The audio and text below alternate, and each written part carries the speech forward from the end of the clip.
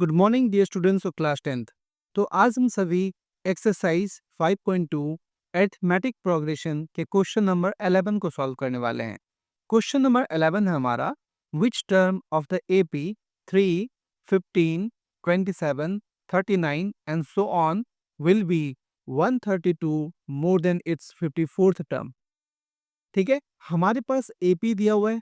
इस एपी में वो कौन से टर्म होंगे जो उसके 54th टर्म से 132 ज्यादा होगा। चलिए उस टर्म की वैल्यू फाइंड करते हैं।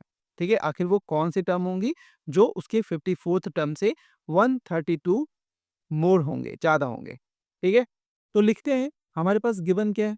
तो गिवन हमारे पास एपी दिया हुआ है, तो लिखेंगे गिवन एपी। और एपी क्या है, 3, 15, 27, 39। ठीक है,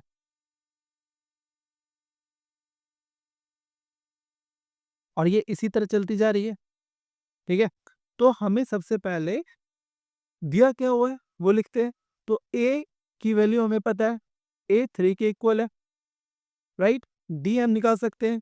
तो डी कैसे निकालते हैं, तो ए टू में से ए वन को माइनस करते हैं, राइट, हमने पीछे सीख चुका है। तो ए टू में से ए वन को माइनस करेंगे, यानी 15 में से 3 को माइनस करेंगे, तो यहाँ से डी की वैल्यू आ जाएगी 12, राइट।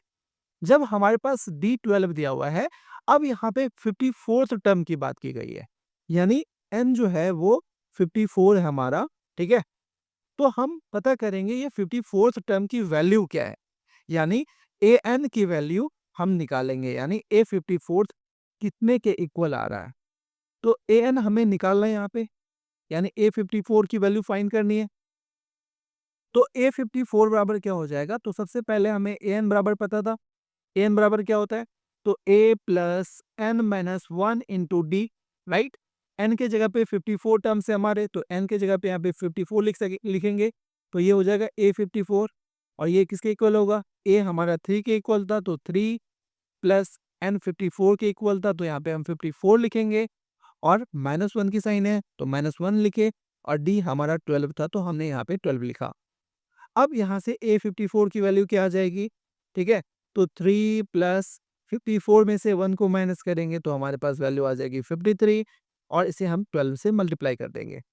तो जैसे ही, ठीक है, 53 और 12 को मल्टीप्लाई करते हैं, तो हमारे पास वैल्यू जो आती है वो होती है 636, राइट। तो यहाँ से इन दोनों को जब हम ऐड करेंगे, तो हमारे पास A54 की जो वैल्यू आएगी वो होगी 639 के इक्वल।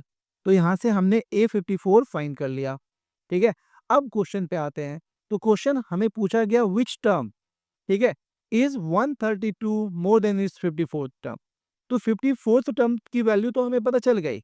अब हमें इसमें 132 ऐड करने होंगे, ताकि हम जो नेक्स्ट वैल्यू है उसे फाइंड कर सके, राइट।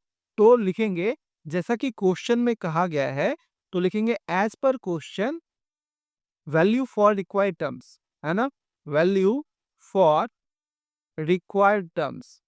ठीक है, तो वैल्यू फॉर रिक्वायर्ड टर्म्स क्या हो जाएगी।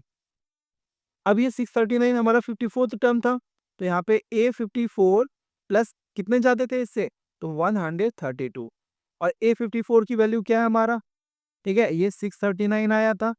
और इसमें जब हम 132 को ऐड करेंगे, तो ये 771 के इक्वल आएगा। यानी अब जो हमारा लास्ट टर्म है, यानी an जो है, ठीक है, ये an किसके इक्वल हो गया, 771। जब हमारे पास लास्ट टर्म पता हो, फर्स्ट टर्म पता हो, डी पता हो, तो क्या एन नहीं निकाल सकते। आखिर वो कौन सा टर्म है जिसपे हमारी वैल्यू 771 होगी। ठीक है, तो अब हम सारी चीजों को सेम रखते हैं, और यहाँ पे लास्ट टर्म 771 को कंसिडर करते हैं। ठीक है, तो यहाँ से क्या हो जाएगा, again we'll apply the similar formula of A N, है ना। तो ए एन बराबर क्या हो जाएगा, A plus N minus one into D. तो ए एन की वैल्यू हमें नहीं पता, ठीक है। तो यहाँ पे हमने फाइंड किया था ए एन की वैल्यू, ये हमें पता है 771। तो ए एन के जगह पे यहाँ पर हम 771 लिख सकते हैं। तो ए की वैल्यू क्या थी, 3 के इक्वल, प्लस एन की वैल्यू नहीं पता इसके लिए, एन क्या होगा, ये कौन से टर्म पे 771 आ रहे हैं। तो n-1 और d भी हमें पता है 12, ठीक है। तो यहाँ पे 771 है, 3 प्लस है। जब इसे लेफ्ट हैंड साइड लेके जाएंगे तो ये माइनस हो जाएगी। तो 771 में जैसे ही हम 3 को माइनस करेंगे, ये हो जाएगा 768, ठीक है। और इस लेफ्ट राइट साइड क्या हो जाएगा, n-1 इंटू 12, ठीक है। अब 12 इधर मल्टीप्लाई है, ठीक है। तो जैसे ही हम इसे लेफ्ट हैंड साइड भेजेंगे तो ये 768 अपॉन 12 हो जाएगा, डिवाइड हो जाएगा, है ना। और राइट साइड हमारे पास हो जाएगी n-1, ठीक है। तो 12 से 768 को हम कट कर सकते हैं, कैंसिल कर सकते हैं। तो 12 6 जा 72, 4 12 4 जा 68, राइट। तो 64 टाइम्स से ये पूरी तरह से कैंसिल हो गया। तो यहाँ पे हमारे पास n-1 किसके इक्वल आया, 64। तो n की वैल्यू निकाल सकते हैं, 1 माइनस है, जैसे ही इसे राइट हैंड साइड में ट्रांसपोज करेंगे तो 64 प्लस 1 हो जाएगा, यानी n की जो वैल्यू आई 65 आई। तो हम कह सकते हैं कि वो हमारा 65th टर्म है जो 54th टर्म से 132 ज्यादा है। यानी 771 एक ऐसी वैल्यू है जो 54th टर्म से 132 ज्यादा हुई। तो आंसर एक स्टेटमेंट में यहाँ पे लिखेंगे, देयरफॉर, है ना, देयरफॉर 65th टर्म, है ना, 65th term is more than, है ना, कितना मोर, 132 more than it's 54th term, ठीक है। और यहीं पर ये क्वेश्चन हमारा समाप्त होता है। आशा करता हूं आपको क्वेश्चन नंबर 11 अच्छे तरीके से समझ में आ चुकी होंगी।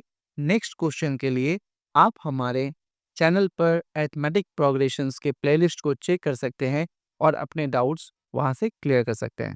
Thank you. जय हिंद।